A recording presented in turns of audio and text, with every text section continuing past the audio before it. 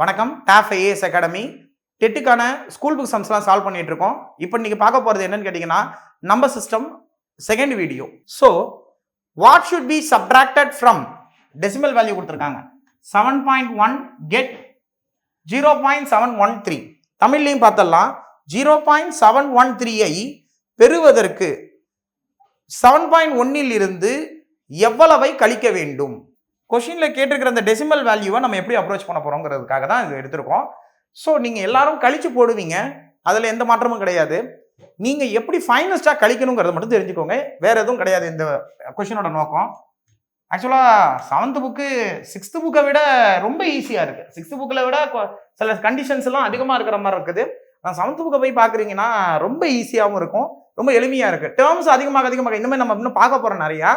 ஆனா ஃபர்ஸ்ட் டேர்ம்லாம் பார்க்குறப்ப பெருசா எதுவுமே படிக்கிறதுக்கு ரொம்ப அதிகமா எந்த கண்டென்ட்டும் கிடையாது. ரொம்ப ஈஸியா நீங்க புரிஞ்சுக்கலாம். ரொம்ப குறைவான நாட்கள் எடுத்து அந்த ஃபர்ஸ்ட் டேர்ம் பரட்டி பார்த்தீங்கன்னா போதும். டெட்டுக்கு நமக்கு அதுதான் ரொம்ப முக்கியமா இருக்கும். ஸோ இப்போ 7.1ல இருந்து 7.1 அதாவது 0.713ஐ பெறுவதற்கு 7.1ல இருந்து எதை கழிக்கணும்னு கேட்குறாங்க. இப்போ நான் என்ன கேட்குறேன்னா 7ல இருந்து எத்தனை கழிச்சா 5, 7ல இருந்து எத்தனை கழிச்சா 5 அப்படின்னு கேட்டால் 7ல இருந்து 2 கழிச்சா 5. அப்ப 7ல இருந்து 2 கழிச்சா 5, 7ல இருந்து 5 கழிச்சா 2. இப்ப நமக்கு ரெண்டுமே மாத்தி மாத்தி கழிச்சு பார்த்தாலே கிடைச்சிருது இல்லையா? அதை தான் இப்ப நம்ம பண்ண போறோம்.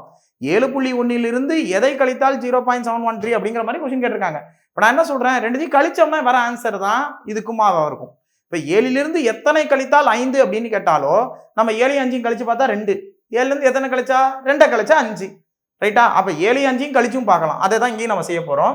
0.713ஐ பெறுவதற்கு அது ஆன்சரா வரணும், எனக்கு இதுதான் ஆன்சரா வரணும். அப்ப 7.1ல இருந்து என்ன கழிக்கணும்னு கேட்டிருக்காங்க. நம்ம இது ரெண்டுத்தையுமே கழிச்சு பார்ப்போம்.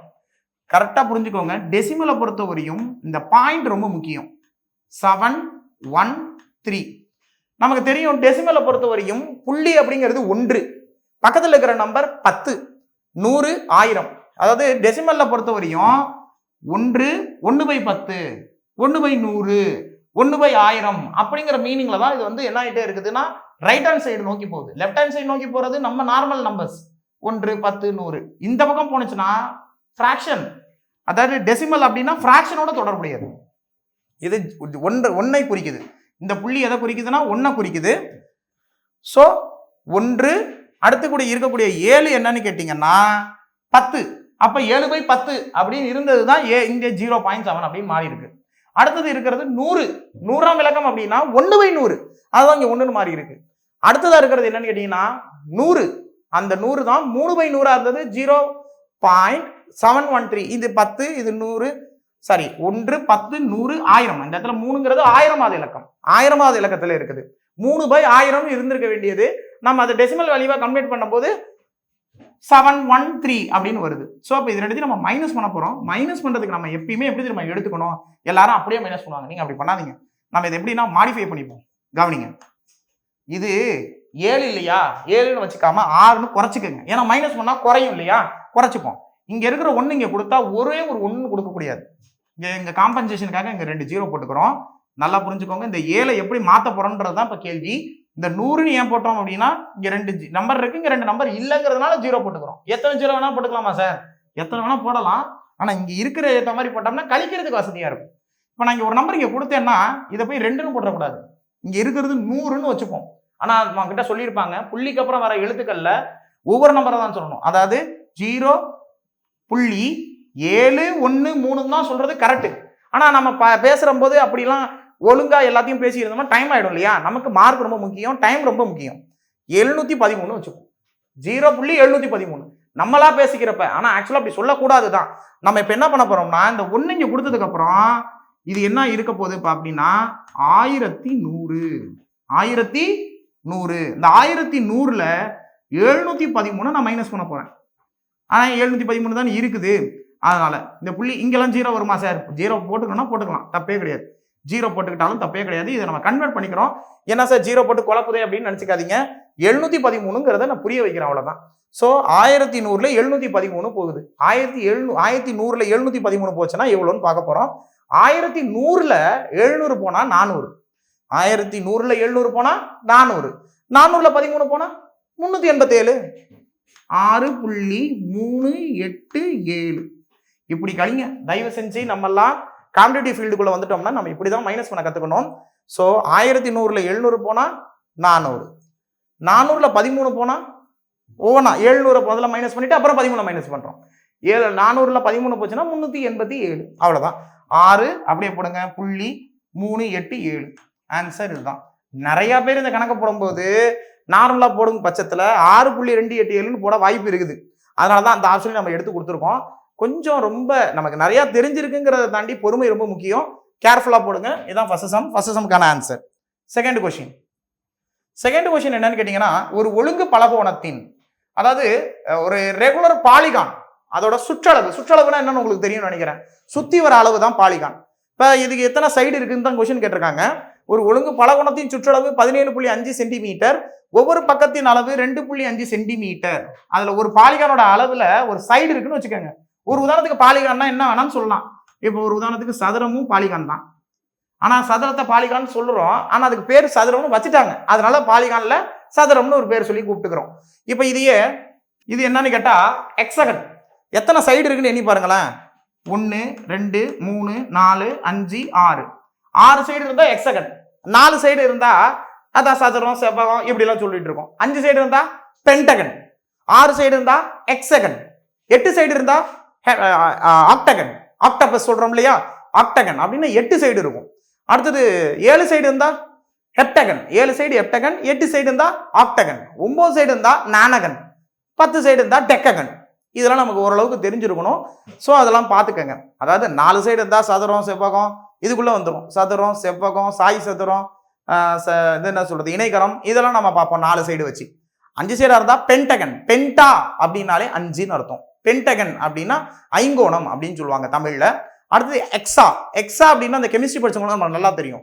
எக்ஸா அப்படின்னா 6, அருங்கோணம் அப்படின்னு சொல்லுவாங்க. அடுத்தது 7 அப்படிங்கிறது ஹெப்டகன் சொல்லி கூப்பிடுவோம். 8 ஆக்டகன், ஆக்டோபஸுக்கு பார்த்தீங்கன்னா 8 கால் இருக்கும் இல்லையா. 8 கால் இருக்கனால தான் அதுக்கு ஆக்டோபஸ்னு ஒரு பேர் வச்சிருப்பாங்க. அதுக்கு 8 கால் மட்டும் கிடையாது, அதுக்கு 8 இது பார்த்தீங்கன்னா 8 இதயம் இருக்குது அப்படின்னு கூட சொல்லுவாங்க. அது ஆக்டோபஸ் 8 அப்படின்னு சொல்லுவோம். ஆக்டகன் அப்படின்னா 8 சைடு இருக்கும்.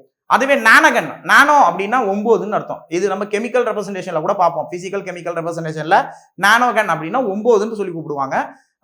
ஸோ அது 9, அப்படி 9 பக்கங்கள் இருந்தால் நானோகன். 10 சைடு இருந்துச்சுன்னா 10 சைடு அப்படின்னு இருக்கும்போது அதை டெக்ககன் அப்படின்னு கூப்பிடுவாங்க. டெக்ககன் அப்படின்னா 10 சைடு இருக்கும். அந்த மாதிரி இப்போ இது மாதிரி ஏதோ ஒரு ஃபிகர், அது என்ன ஃபிகர்லாம் நமக்கு தெரியாதுப்பா. அதுக்கு சுற்றளவை கொடுத்துருக்காங்க. சுற்றளவுனா என்னது இங்கிலீஷ்ல பெரிமீட்டர். சுற்றளவு கொடுத்துருக்காங்க. அது ஒவ்வொரு சைடோட அளவையும் கொடுத்துருக்காங்க பாருங்க. ஈச் சைடு, ஒவ்வொரு சைடும் எப்படி இருக்கும்னா சமமா இருக்கணும். அப்பதான் அது ரெகுலர் பாலிகான். ஒவ்வொரு சைடு வித்தியாசமா இருந்தால் அது ரெகுலர் பாலிகான் சொல்லக்கூடாது. அவன் ரெகுலர் பாலிகான் சொல்றதுக்கான விஷயமே எதுக்காகனா சைடெல்லாம் ஈக்குவலா இருக்கும். Each side measure 2.5 centimetre. Find the number of sides of the polygon. இந்த மாதிரி நம்ம நிறைய பார்க்க போறோம். ஸோ இது வந்து ஒரு பேசிக்கான கொஸ்டின். இப்போ நம்ம என்ன பண்ண போறோம் அப்படின்னு கேட்டீங்கன்னா, நம்மகிட்ட பக்கங்கள் கேட்குறாங்க, சைட்ஸ் கேட்குறாங்க. எத்தனை பக்கங்கள்? ஒரு சின்னோண்டு எக்ஸாம்பிள் சொல்லிடுறேன். இப்போ இதோட சுற்றளவு 40. இதோட சுற்றளவு 40 அப்படின்னா ஒவ்வொரு சைடும் 10 இருக்குன்னு வச்சுப்போம். ஒவ்வொரு சைடும் 10 இருக்கு.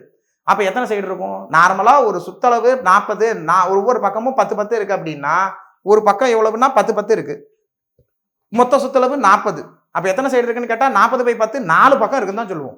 இப்போ அதே மாதிரி இங்கே பக்கம் 10, சுற்றளவு 60. எத்தனை சைடு இருக்கு? 60 எத்தனை 10 இருக்கு? 6 10 இருக்கு. அப்ப 6 சைடு இருக்குன்னு சொல்லுவோம். அதே கண்டிஷன் தான் இங்க. சுற்றளவை எத்தனை பக்கங்கள்? இப்ப சுற்றளவை பக்க அளவால டிவைட் பண்ணீங்கன்னா எத்தனை பக்கங்கள் இருக்குங்கிறத நம்மளால கண்டுபிடிக்க முடியும். நம்பர் ஆஃப் சைட்ஸ் கேட்கறாங்க. பெரிமீட்டர் டிவைடட் பை சைடோட லென்த். சைடோட லென்த் அவங்க கொடுத்துருக்காங்க, அதையே ஃபாலோ பண்ண போறோம். ஸோ கவனிங்க, 17.5 இந்த டெசிமல் வேல்யூ வந்தா கொஞ்சம் கேர்ஃபுல்லா போடணும். அதுக்காக தான் இது. ஒன்றும் பெரிய கணக்கு ஒன்றும் கிடையாது. 2.5 17.5ல 2.5 எத்தனை வாட்டி இருக்கு அவ்வளவுதான் நமக்கு தேவை. பாருங்களேன், இந்த மாதிரி டெசிமல் வேல்யூ இருந்தா நான் ஒரு சின்ன ட்ரிக் மாதிரி சொல்றேன், அதை எடுத்துக்கங்க. நிறைய பேருக்கு இது தெரியும், இருந்தாலும் எடுத்துக்கங்க, ஒன்றும் கிடையாது. இங்கேயும் ஒரு டிஜிட் தள்ளி இருக்கு, இங்கேயும் ஒரு டிஜிட் தள்ளி இருக்கு இல்லையா? இங்கேயும் ஒரு டிஜிட் தள்ளி டெசிமல் வேல்யூ, இங்கேயும் ஒரு டிஜிட் தள்ளி டெசிமல் வேல்யூ இருக்கு. அப்படிங்கிற பட்சத்துல மேலையும் கீழையும் 10ஆல பெருக்கிறலாம் சொல்லுவாங்க. மேலையும் டெசிமல் வேல்யூ ஒரு டிஜிட், கீழையும் ஒரு டெசிமல் வேல்யூ ஒரு டிஜிட் அப்படின்னா நம்ம அப்படியே எப்படி திரும்ப எழுதிக்கலாம், 175/25 அப்படின்னு எழுதிக்கங்க. இந்த 10ஆல மல்டிப்ளை பண்றோம், 10ஆல டிவைட் பண்றோம் அப்படிங்கிற மாதிரி நீங்க எதையுமே டைரக்டா உள்ளுக்குள்ள போய் முழிக்கிற வேணாம். நமக்கு டைம் சேவ் ஆகும், அவ்வளவுதான். ஸோ மேலையும் 10ஆல மல்டிப்ளை பண்ணீங்க, கீழையும் 10ஆல மல்டிப்ளை பண்ணீங்க. சரி, இப்போ நீங்க கேட்குறீங்க மேல ஒரு டிஜிட் சார், கீழே 2 டிஜிட் இருந்தா என்ன சார் பண்றது அப்படின்னா, இங்க 2 டிஜிட் இருக்கு இல்லையா, அதை காம்பன்சேஷன் பண்றதுக்கு மேல ஒரு 0 போட்டுக்கலாம். இப்போ கீழே வந்து 2.5 இல்லாம 0.25 இருக்குன்னு வச்சுக்கோங்களேன்.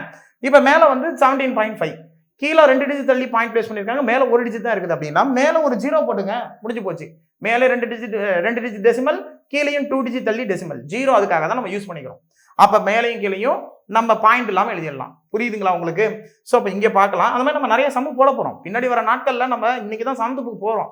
8th 9th 10th புக்கெல்லாம் போகும்போது நம்ம அதை தான் கோத்ரூ பண்ண போறோம். நீங்க ரெகுலரா கிளாஸை ஃபாலோ பண்ணுங்க. 175ல எத்தனை 25 இருக்குன்னு பார்க்குறோம். இந்த 175ல 25 எல்லாம் பார்க்குறப்ப 5ஆலலாம் டிவைட் பண்ணக்கூடாது, 25ஆல டிவைட் பண்ணிடணும். ஒரு 25 4 25 100, 4 25 100, 4 25 ரூபா எவ்வளவு? 100 ரூபா. 8 25 ரூபா 200 ரூபா. 200 ரூபாய்க்கு எவ்வளவு கம்மியா இருக்கு? 8 25 ரூபா 200 ரூபா எவ்வளவு கம்மியா இருக்கு? ஒரு 25 ரூபா கம்மியா இருக்கு. அப்ப எவ்வளவு? 7. ஒரு 25 725 175. அப்ப எத்தனை பக்கங்கள் இருக்கு அப்படின்னு கேட்டா, அதாவது ஆக்சுவலா இது இங்கிலீஷ்லயும் எழுதிடுவோம்.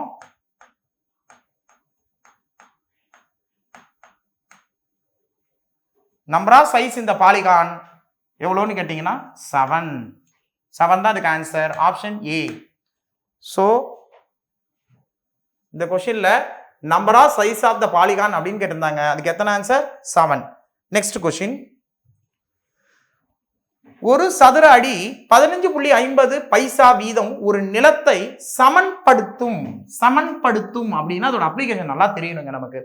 வயலை சமன்படுத்துறாங்க, டைல்ஸ் போடுறாங்க அப்படிங்கிற அந்த மாதிரி கொஸ்டின்லாம் வரும்போது நமக்கு ஏரியாவை தான் ரெப்ரசன்ட் பண்ணுது.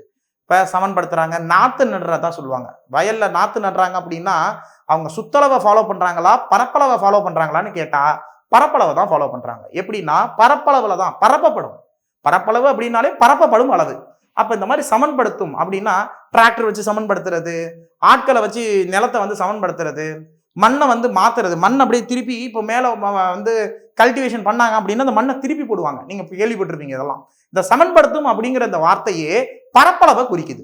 ஸோ பாத்தீங்கன்னா ஒரு சதுர அடி அப்படின்னா 1க்கு 1, ஒரு அடி நீளம் ஒரு அடி அகலம் அப்படிங்கிற மாதிரி நம்ம சொல்லுவாங்க. சதுர அடி இதெல்லாம் நம்ம வாழ்க்கையில் இப்போ பயன்படுத்திக்கிட்டு இருக்கோம். நிறையா வீடு கட்டும்போது கூட சதுர அடியை வச்சு தான் வீட்டு மனைகள்லாம் விற்பனைக்கு நம்ம எழுதியிருப்பாங்க. அதே தான், ஒரு சதுர அடி 15.50 பைசா வீதம் ஒரு நிலத்தை சமன்படுத்தும். ஆகும் செலவு 10,075 ரூபாய். இதுல கமா கொடுத்துருக்காங்க, நம்ம கமாலாம் போடக்கூடாது. கமா போட்டு என்னைக்கும் கணக்கை சிம்பிளிஃபை பண்ணாதீங்க. ஏன்னு கேட்டா கமா வந்து தூரமா நின்று பார்க்குறப்ப 1 மாதிரி தெரியும். அதனால நீங்க அந்த கமா மட்டும் கொஞ்சம் கேர்ஃபுல்லா போடுங்க. கமாலாம் இங்கே எடுத்து போடும்போது வேண்டாம். நிலத்தின் பரப்பளவுன்னு கேட்டிருக்கான். நிலத்தின் பரப்பளவு எவ்வளவா இருக்கும் அப்படின்னு கேட்குறாங்க. சரி, ஒரு சதுர அடி, ஒரு ஸ்கொயர் ஃபீட், அது இங்கிலீஷ்லயும் பார்த்தீங்கன்னா தெரியும். Cost of levelling a land at the rate of 15.5 rupees square feet per square feet. அது rupees 10,075. Find the area of the land. எவ்வளோ ஏரியா இருக்குன்னு கேட்குறான். இப்போ ஒரு சதுர அடிக்கு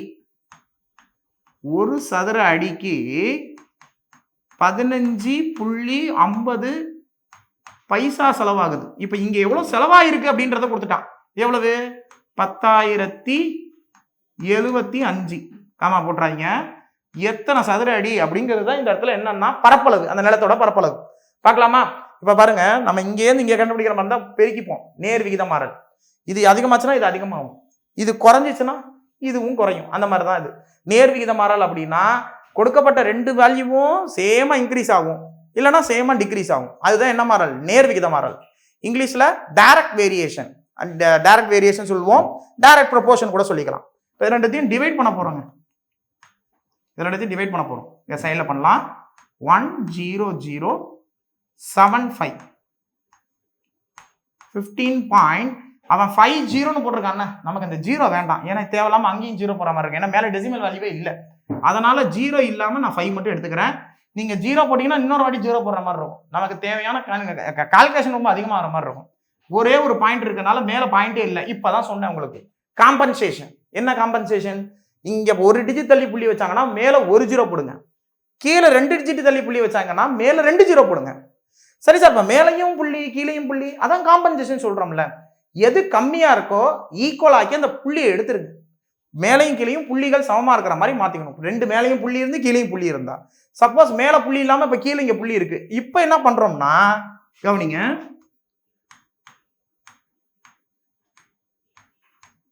ஒரே ஒரு ஜீரோ, ஏன்னா ஒரு டிஜிட் தள்ளி புள்ளி இருக்கனால மேல ஒரு ஜீரோ, டிவைடட் பை 155.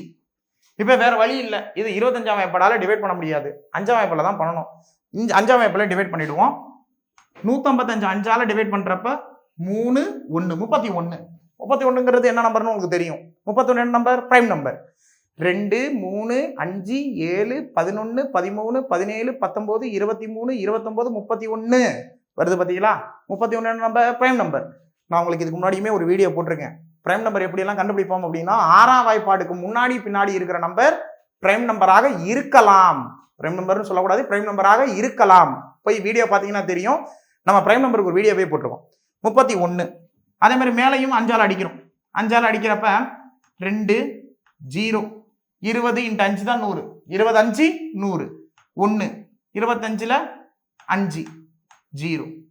இப்போ நம்ம 31ஆல தான் அடிக்கணும், வேற வழியே கிடையாது. எதால தான் அடிக்கணும்? 31ஆல அடிக்கலாம். 31 ஓர் 31 31. 201ல எத்தனை 31 இருக்குன்னு பார்க்க போறோம். 30 × 6 180. 30 × 6 180. 31 × 6 186. அப்ப 201ல எத்தனை வாட்டி இருக்கு? 6 முறை இருக்கு. 6 முறை எப்படின்னா 186. பேலன்ஸ் 15 155ன்னு இருக்கும். 155. 31ல எதால பெருக்கனா 155ன்னு கேட்டீங்கன்னா 5ஆல பெருக்கணும். 31 × 5 5 5 ஐ 3 15 155.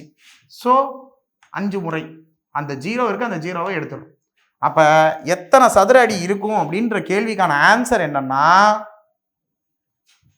650 சதுர அடி நிலத்தை சமன்படுத்த ஆகும் செலவு 10,075 ரூபாய்.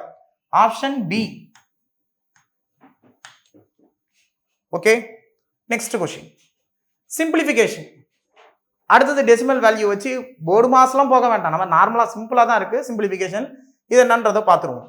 ஒண்ணுமே இல்லைங்க, கொடுத்துருக்கிறதுல பிளஸ் 2 வாட்டி கொடுத்துருக்காங்க, மைனஸ் 2 வாட்டி இருக்குது.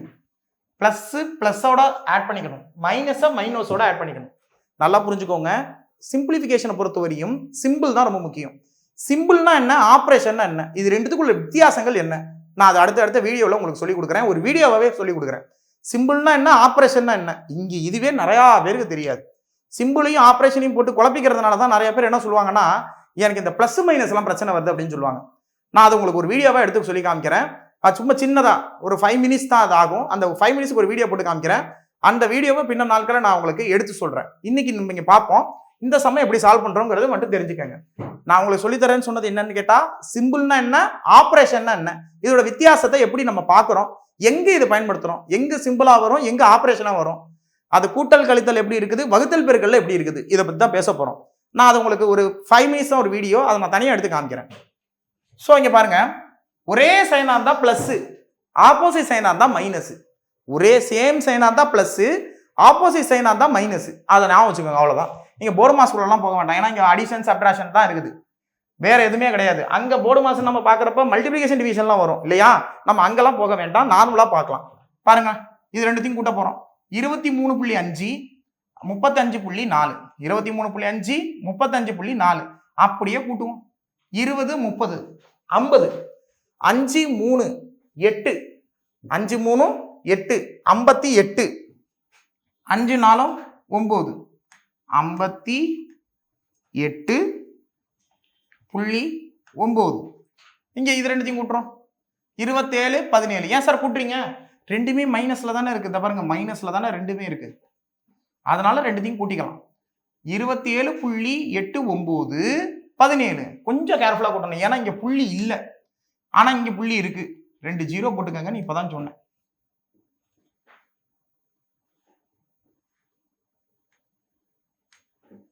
ரெண்டு 0, ஏன்னா உங்களுக்கு கூட்டும் போது உங்களுக்கு கன்ஃபியூஷன் வரக்கூடாதுன்னு தான் அதெல்லாம் நம்ம சொல்றோம்.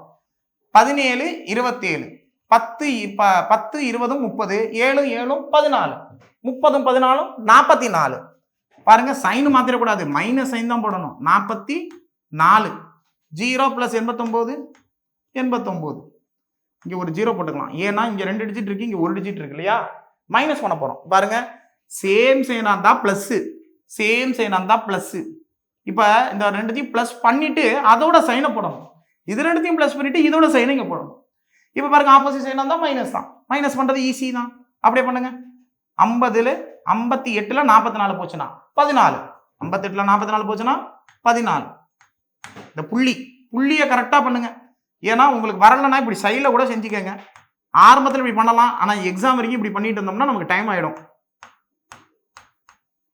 பேசிக்காக பார்க்குறப்ப இப்படி பண்ணலாம் 90ல் 89 போச்சுன்னா தான் சொல்லணும் அதை விட்டுட்டு 0ல் 9 போனால் 10 10ல் 9 போனால் 1 அந்த மாதிரி போட்டுட்டு இருந்தோம்னா லேட் ஆகிடும் பாருங்க 90ல் 89 போனால் 1 அந்த 1 எல்லாரும் என்ன பண்ணிடுவாங்கன்னா இப்படி போட்டுருவாங்க அப்படி போடக்கூடாது இது பாருங்க 0 1 என்னது 0 1 இப்போதான் சொன்னேன் டெசிமல் ரொம்ப ரொம்ப கேர்ஃபுல்லாக இருக்கணும் ஆப்ஷனில் உங்களுக்கு இந்த இடத்துல 1 இருக்குது இந்த இடத்துல 0 1 இருக்குது இது 2 ஆப்ஷன் வச்சு குழப்பிக்க கூடாது ரொம்ப ரொம்ப ரொம்ப ரொம்ப ரொம்ப தெளிவாக போடணும் 0 1 அடுத்தது இதில் ரெண்டுத்தையும் மைனஸ் பண்ணுறப்ப 14 அப்போ ஆன்சர் என்னன்னு கேட்டிங்கன்னா 14.01 14.01 அதுக்காக தான் இந்த கொஸ்டின் நம்ம எடுத்துக்கிட்டோம் ஆப்ஷன் பி பாம்பே அடுத்தது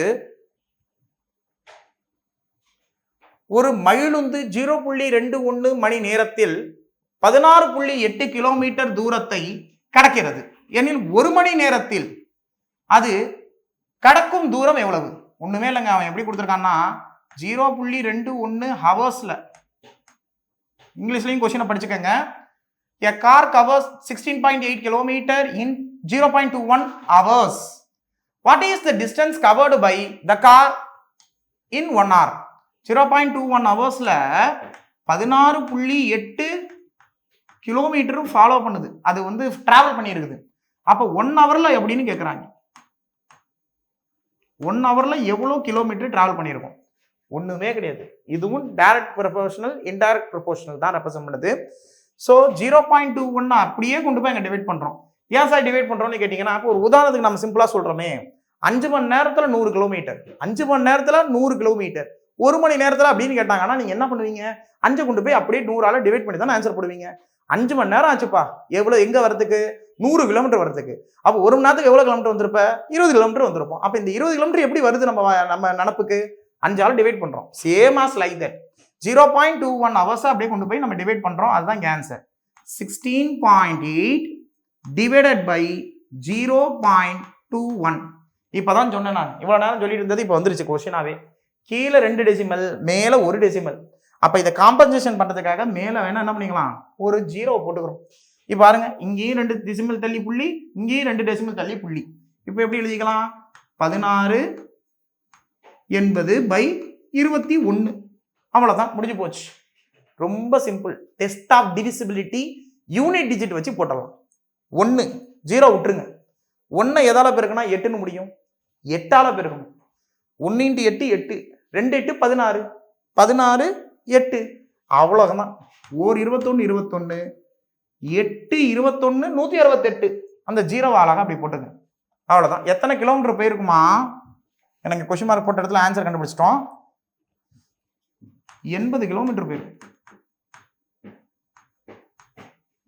டைம் ஸ்பீடு டிஸ்டன்ஸ் அது அந்த கான்செப்ட் நினச்சிக்க வேண்டாம் இது டைரக்ட் வேரியேஷன் இன்டைரக்ட் வேரியேஷனில் தான் வருது ஸோ அடுத்த கொஸ்டின் இது ரொம்ப முக்கியமான கொஸ்டின்ங்க இதெல்லாம் ரொம்ப ஈஸி ஆனால் ஏதாவது தப்பு பண்ணிட்டோம்னா நம்ம தான் தப்பு பண்ணிருப்போமே தவிர கொஸ்டின் மேலே எந்த தப்பும் கிடையாது நல்லா புரிஞ்சுக்கங்க find the decimal form of the following fraction decimal form தான் கொடுத்துருக்காங்க இதை நம்ம ஆட் பண்ணி சாரி ஃப்ராக்ஷனில் கொடுத்துருக்காங்க டெசிமலில் கேட்குறாங்க ஃப்ராக்ஷன்லேருந்து டெசிமல் போகிறோம் ஃப்ராக்ஷனில் கொடுத்துருக்கிற சம்ம டெசிமலுக்கும் கன்வெர்ட் பண்ண போகிறோம் ஒன்றுமே இல்லை நல்லா பாருங்களேன் இது என்னது 999 1000க்கு 1 கம்மி இது என்னது 99 100க்கு 1 கம்மி இது என்னது 10 10ல் 1 கம்மி 10ல் 1 கம்மியாக இருக்கு ஆமாம் தானே இப்போ இது ஒரு உதாரணத்துக்கு 1000 100 10 எப்படி 1000 100 10 நியரஸ்ட் வேல்யூவாக எடுத்துக்கிறோம் இதை ஈஸியாக நம்மளால கூட்ட முடியும். 1000 + 100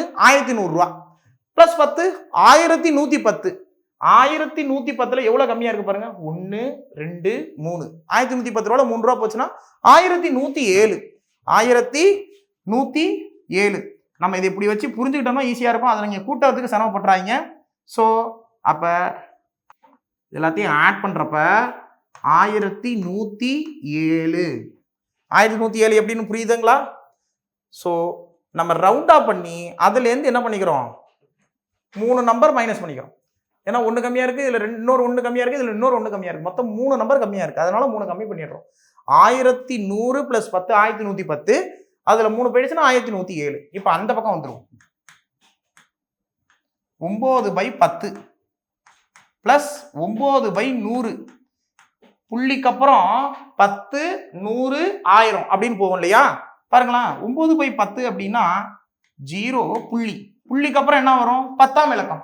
அப்போ 9/10 அப்படின்னா 0.9 அர்த்தம். அடுத்தது இங்க பாருங்க, 0. புள்ளி அப்படிங்கிறது 1. என்ன இருக்கு? 100. அப்ப 10ஆம் இலக்கம் இங்க ஒன்றும் கிடையாது. 100ஆம் இலக்கம் அப்படிங்கறதுனால 0.09. அப்படி இல்லையா, கீழே ஒரு 0 இருக்கு, ஒரு ஸ்தானம் தள்ளி புள்ளி. கீழே 2 0 இருக்கு, 2 ஸ்தானம் தள்ளி புள்ளி. முடிஞ்சு போச்சு சிம்பிளா. இது ரெண்டுத்தையும் கூட்டும் போது பாத்தீங்கன்னா இங்க பாருங்க, இந்த 2 டிஜிட் தள்ளி இருக்கு, இது 1 டிஜிட் தள்ளி இருக்கு. அதனால இங்க ஒரு 0 போட்டுக்கிறோம்.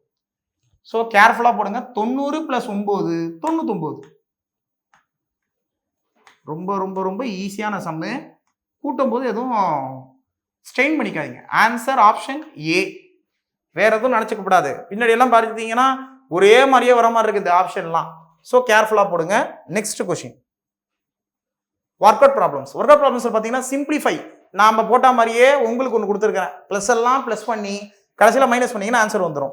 அதே மாதிரி இப்போ நம்ம போட்டோம்ல டெசிமல் ஃப்ராக்ஷன் கன்வர்ஷன், இது அதுக்கும் அடுத்தது பார்த்தீங்கன்னா find the perimeter of an equilateral triangle with side measuring 3.8 centimetre.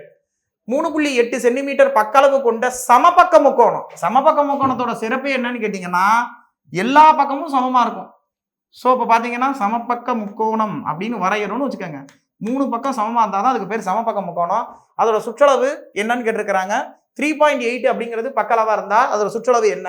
பக்களவுனா இது 3த்துக்கும் பக்களவு. இது 3.8, இது 3.8, இது 3.8. சுற்றளவு என்னன்னு எனக்கு கமெண்ட் செக்ஷன்ல கமெண்ட் பண்ணுங்க. 3.51 இருந்து 1.35 கழிக்க என்ன கிடைக்கும் அப்படின்னு கேட்டிருக்காங்க. இதையும் கமெண்ட் செக்ஷன்ல எனக்கு கமெண்ட் பண்ணுங்க. தேங்க்யூ.